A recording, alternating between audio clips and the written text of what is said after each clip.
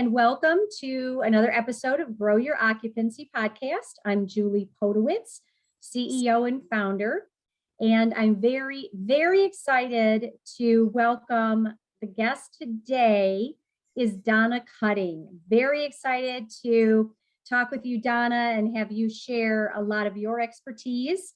And I've been a fan of Donna's for years and years.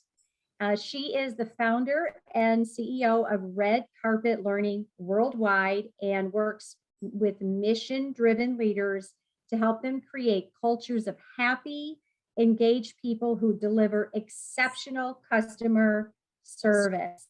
She's the author of 3 books, including The Celebrity Experience, The Insider Secrets to Delivering Red Carpet Customer Service, one of my favorites, 501 Ways to Roll Out the Red Carpet for Your Customers, and so excited, you guys are getting a premiere first glimpse at her new book, Employees First. Inspire, engage, and focus on the heart of your organization, which will be released by Career Press. Donna, when? April 1st. No fooling. April 1st, 2022. No fooling. Welcome, Donna. Thank you, Julie. It's so good to be here. And I'm certainly definitely in the Julie Podewitz fan club as well. So it's really good to be here with you. Oh my goodness. There's room to move around in that club then. There's lots of room to dance. But thank you so much. And I've been following you for years. Like I said, I have a very dog-eared copy of The Celebrity Experience, and you and I met, I think it's over a dozen years ago, and I'd love to dive into maybe the why. I'm going to tell you the why that I've recommended hundreds of people buy your book. So can you talk just a little bit about why the red carpet customer experience is so important in senior living? Oh my gosh. Yes. Well, let me start. First of all, thank you for that. And I know you recommend that book with everyone. It's my first book. So I'm just really appreciative. And so for me, the red carpet, and I'll just start with the story. Like my grandparents had 14 children, 7 boys and 7 girls, my meme and Pepe. And I have this memory as a little girl of my parents and all of my father's brothers and sisters pulling together their money and sending my grandparents off to Rome, Italy. And when they came home, we had all gathered in their house on California Street in Fall River, Massachusetts, waiting to welcome them home. And there was food and there was fun. And my mom was in charge of decorations. And she found this little remnant of a red carpet, and she literally rolled it out and said to my Uncle Arthur, like, when you pull in to bring them home from the airport, pull in right here so they will be welcomed home with a red carpet. And you know me, Julie, I am all about the celebrity experience. I love movies. I love theater. I have from the time I was a little girl. And that whole image of just my everyday ordinary grandparents being treated like stars of the silver screen. This is what I have built my entire mission around, because I believe that we all deserve a little red carpet treatment, and especially when I think about people both living and working in the field of senior living and elder care. But specifically, I think for your audience, when to me, red carpet customer service is just a little above. It's about like creating a moment, creating moments for people that they're going to treasure, that they're going to remember, that make them feel significant, important, and special. And when you do that for prospective residents, their family members, and then as they move in, and for your employees, that's what compels people. That's what makes that personal connection that's ultimately going to have people, moving in and singing your praises as well. Yes, literally rolling out a red carpet, right? Well, Literally rolling one out. literally, and there are lots of people who do that, right? So I definitely have customers that will send me their videos of like literally rolling out red carpets for new residents who come in. And yes, I love that. And of course it perpetuates my brand. So woohoo. But also metaphorically, like what does that look like? So when you think about like going back to the concept of the celebrity experience, my whole idea was, how do we treat everyday ordinary people like stars? So it's about like getting to know them and anticipating their needs and personalizing the experience for them. And then you wouldn't just let it drop, right? You would keep that going. You would wrap it around with maybe some special connections, and so it's not so much about the literal red carpet, it's the metaphor for how do we really treat this person as if they were like incredibly special, because they are. Mhm. It, boy, I'm taking notes as you're talking, Donna, because everything you say is so incredibly important and real. And it's always important to recognize somebody, right, for who they are. People want to feel seen and heard and feel special because, like you said, they are. And it's the fun, really, for me personally, and I know many that I've worked with it. That's the fun part in senior living, is learning about people, is in the discovery, and very oftentimes people come to us in pain, in crisis, waited a long time. Add COVID to the mix, and we've raised the degree of difficulty on every level, especially the emotional difficulty. Right. And so, in my opinion, Donna, it's more important than ever to do what you're talking about. And in order to do that, you have to know your customer, right? You have to, maybe not all of their history, but know them a bit to in your point, to personalize the experience. Can you tell us a little bit about some of your clients, people that you've worked with, and some of the ways that they've done that without maybe literally rolling a red carpet? Yeah, there are so many ways. And so, just to get back to your point, the discovery piece is so important. Really digging in, really getting to know people. That's one of the things that when my friends will call me and say, "Hey, I'm visiting 3 or 4 senior living places for mom.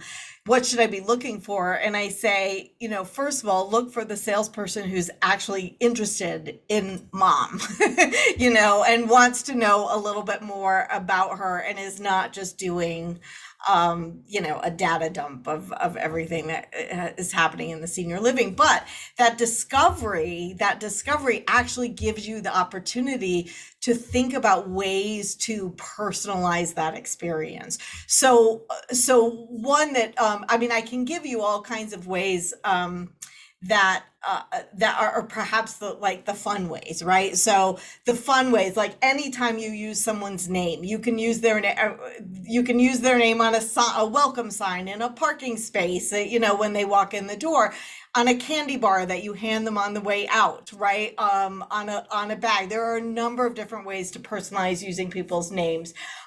Creating experiences that they're going to love. So this was actually an experience for me, but it just gives you an example. Like, just in the past year, I had not been anywhere in person, right? I was isolating at home. And I remember, in the past when I would be speaking, people would literally roll the red carpet out, right? Because it's fun, it's my brand, and they're kind of honoring that. And I hadn't had that experience in a while. And then I had a Zoom tour with a senior living community because I was speaking for them and I wanted to take their virtual tours, right, to see what that was like. And they literally rolled out a red carpet and it was lined with all the management staff, and one by one they introduced. And that was an experience that was personal to me, that I absolutely loved. but that same company would tell me other things that they would do, that, if there was someone who really loved cooking, they would create videos with their chef, right, teaching like different recipes and send those videos or make that part of the tour experience. And so really getting to know that person and creating something that they're really truly going to love. Obviously personalizing the gifts, like if you're visiting two senior living communities and you've got one who gives their signature cookie, which is great, but the other that happens to know that you have two dogs that you love and you was really concerned that you would get to bring your dogs when you moved in, that sends you home with something for your dogs, like that's another level, right? Something personal. But even beyond kind of the fun stuff, I think personalization also means like getting to know what people are really concerned about, like reading between the lines, asking the good questions, but then also understanding everything that you said, that this is a very challenging time, that this is not an easy decision for people, that there's a lot of guilt involved with family members, and what are they concerned about, what are they worried about that maybe they're not voicing, but is there a way that you can answer that concern before they even ask? Does that make sense? It really does. And I'm just curious, Donna, your opinion on this. So I agree with absolutely everything you're saying, and I think listeners would too. And for multiple reasons, right? Uh, yet, in spite of everyone's best intentions or best efforts or knowledge, this piece goes missing. It goes missing.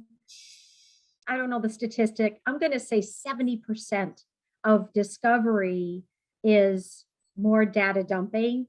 And, I've been doing this a long time and working with a lot of people, and I think it's getting a little better, but it's not where it needs to be. What, in your opinion, is the challenge around this? Or like, why? Yeah, well, I think it's with anything, people feel busy, and so it's easier to do the data dump, right? It's easier to, just ask standard questions than to really dig deeper. And the other piece I would say, like about the personalization, is that sometimes I think people don't realize they can systematize personalization. So I'll tell you what's been successful for some of my customers, with the whole idea of like really using discovery as a way to get to know enough that you can really surprise and delight that prospect or that customer. Some of my customers have put together what I would call their secret stash of swag. So understanding that people love things in categories. So they love their children, their grandchildren, their pets. They love their sports teams. They love their hobbies. They love books, or certain genres of music.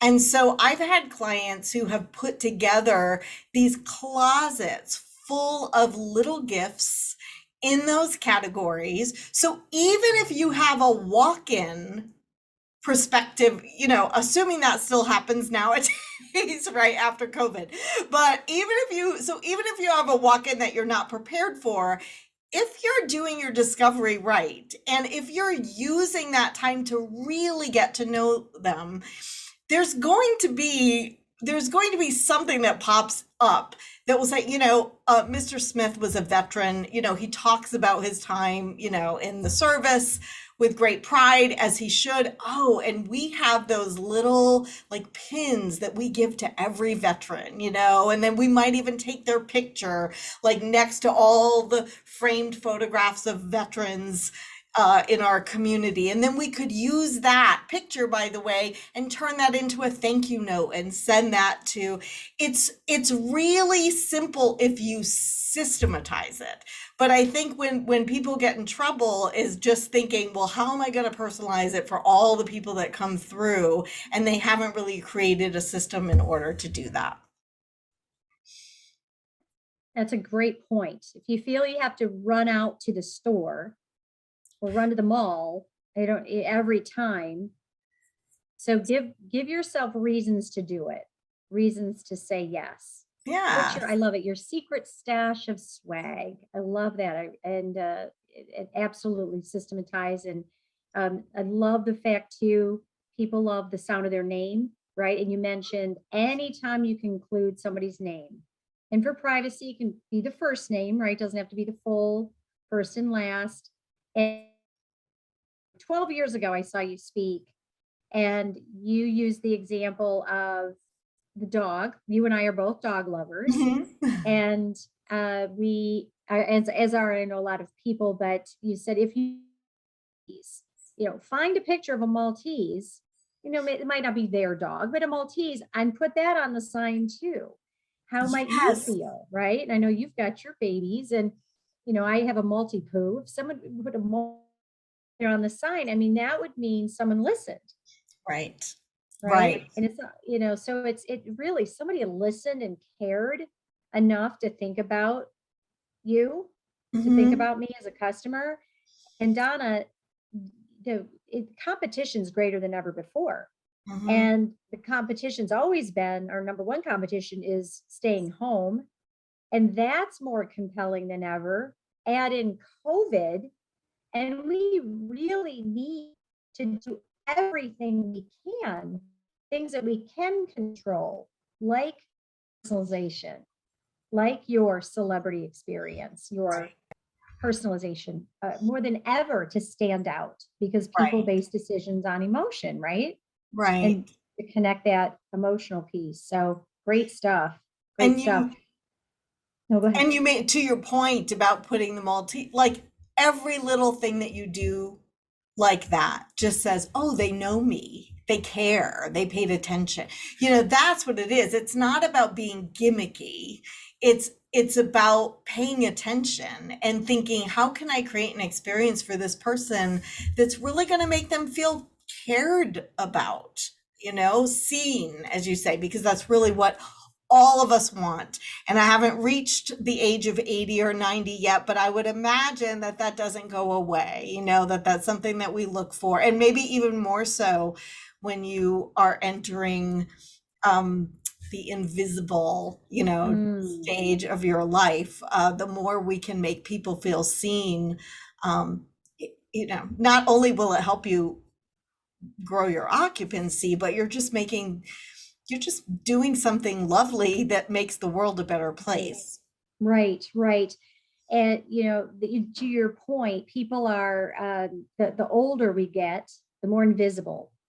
And I'll never forget when my mother said once she didn't feel like her opinion mattered anymore. And it wasn't coming from a place of pity or anything. It was just in a situation where she was feeling that her input wasn't heard. And we all know the survey. I'm in the very last 55 and up category now, where they say, what's your age? And that's it. I mean, whatever, you all in that category, right? Whatever your opinion is. And so to really see and hear somebody in of any age, but certainly of 90 years old individual. So it's makes huge. And to your point, the intent is doing the right thing. It's not gimmicky. Right. So exactly. If you feel it's gimmicky, it might be gimmicky. Your intention is, I just really like people, like helping people. Yeah. Yeah. And also when you say, like, the whole point of discovery, I think just that listening, like what you just said about your mom feeling like she didn't even her opinion didn't even matter. Just the act of listening is going to make such a difference to that individual person, that they're that they're feeling heard, even if that's all you did, right? Is to really sit and listen with the intention of getting to know this person. But then on top of that, go beyond, what I think we really have to look at. And I think pre-pandemic, we were kind of looking at it. I think post-pandemic, it's going to be a game changer, is when you can really give people choices, like what people are going to expect in senior living is completely different from what they were looking at like 15, even 10 years ago. People want to have that decision-making power. And that's not just the residents, that's your team members as well. Like the more you can include your team members, the more you can include residents, family members in decision-making and allowing them to have choices that they didn't have in the senior living communities of the past, the more attractive you're going to be as not only a place to live, but a place to work. Oh, great segue. Speaking of team members, Yeah. The the topic on everyone's mind in senior living is, well, there's two. There's always occupancy. We need revenue, right? We can't take care of people and run our business without revenue. COVID has exacerbated the staffing challenge. Staffing's always been a challenge, but it is an epidemic. Yeah. So staffing and occupancy kind of run a race for critical, areas of focus. And what perfect timing for an expert such as yourself to write a book focused on team members called Employees First. So can you tell us a little bit about Employees First? Yeah, thank you for asking, Julie. So I've spent the last 2 decades teaching mainly customer service, right? But really, the more I would get out there, and the more we would delve into the customer experience for our customers, the more I realized that everything goes hand in hand. So it's the culture you create, the team members and how you treat them and how they're feeling treated, and then the customer service. So culture, people, service.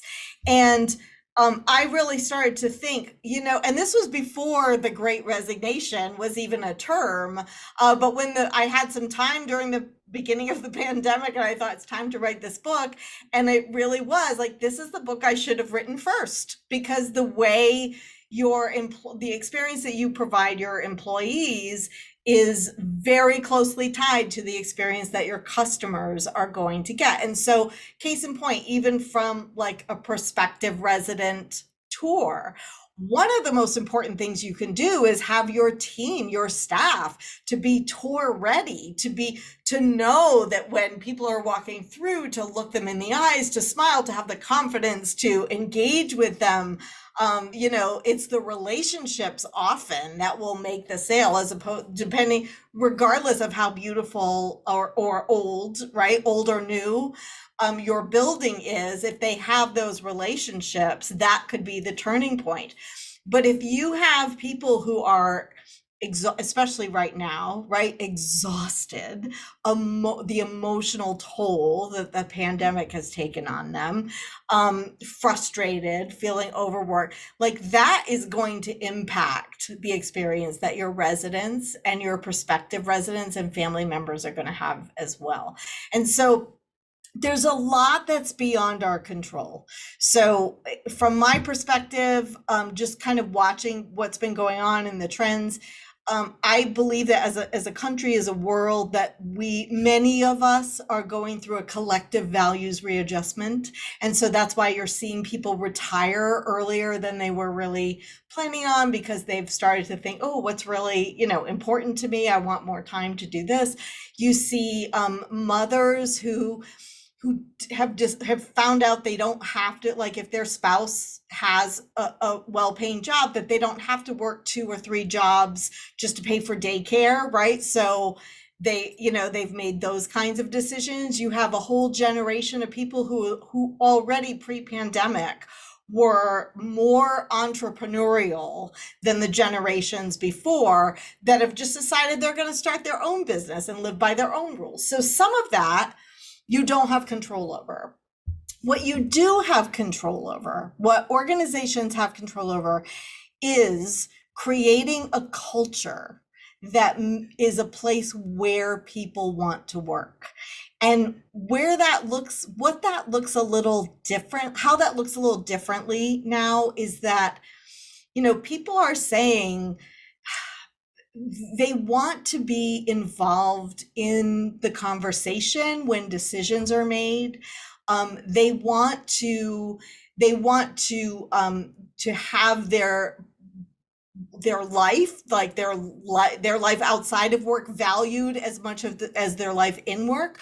So sometimes that means things like we may have to look at scheduling. There's more than one way to schedule your CNAs.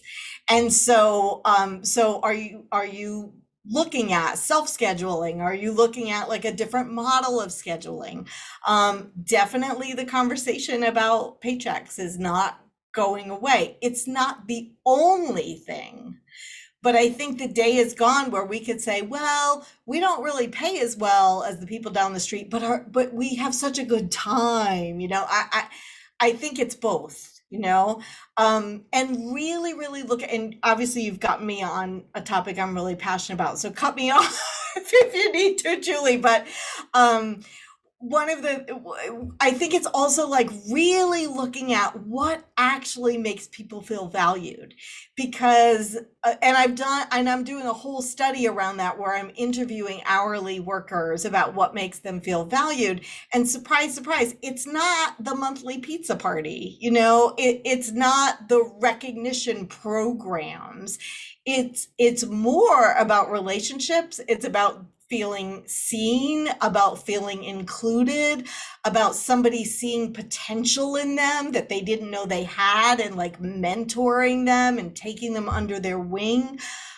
If everyone in a leadership position in the senior living and elder care space just took time every week, every day, to get to know one employee better, get to know, some people don't even know their names, right? Get to know their names, what they care about, what makes them tick, what their dreams are for the future, how they contribute. And if you just made that an intentional goal, like once a day or once a week even, that would make such a profound difference in how attractive you are to your current employees. So closing that back door, employee retention, but also how attractive you're going to be to employees in the future, because we don't know that they're all coming back. Some people are decided to do other things, and so you want to build a culture that is that's going to be, so you can stand out with the pool of employees that are available. You're going to be the standout organization. A couple of things, I'm frantically taking notes because I love what you're saying. But a couple of things that you said, people want a voice at the table. They want to feel seen and heard, feel valued. And I just took a note here about asking questions, getting to know your team members, getting to know your employees. It sounds an awful lot like discovery. It is. Like the sales process to me. It's exactly. Okay. That's exactly it. And so, when we are working with prospective customers or with our customers, we have a whole process. So like if I'm designing customer service training for a company, the first step is discovery. And literally I sit with teams, myself or someone on my team, we sit with teams of people in that organization at every level of the organization. And there are two reasons why we do this. One is really to learn the organization, like get a pulse. And I can't really do that from a survey that you hand me. I can do that from conversations that I'm talking, when I'm talking to people and listening to them. So we just ask them questions about the culture and how they're feeling. What do they think good customer service is? The other reason, though, is because when we start the process that way, they already feel like they have a voice in whatever it is we're going to create. And as a result, and we do that every step of the way, right? So they're like every step of the way, development, when we're producing videos, like all of that, people at all levels of the organization are involved. And the end result is that they buy into whatever we create for them. So we started teaching some of our customers to do this as well, like to just, yes, have your annual or biannual employee satisfaction survey, but actually spend time sitting down with your employees and like asking them questions and going in completely open to whatever you're going to hear, and without defensiveness. So without having to solve the problem right away, or without, explaining yourself away, but just really hearing what they have to say. And I think a lot of times people are afraid to do that. But I think it's going to be critical. Like if, in fact, you'll hear in the book, Employees First, you'll read it over and over and over again, like listen. And then you take all that information and you start co-collaborating with your team members to create a culture that's going to be attractive to them and to employees in the future. So going back to scheduling, like if that's an issue that comes up again and again in those listening sessions, then pulling together, don't just sit in your leadership bubble and try and figure it out, but pull people in from, that are impacted by the decisions you're going to make, and work together to create something that's going to work for everybody.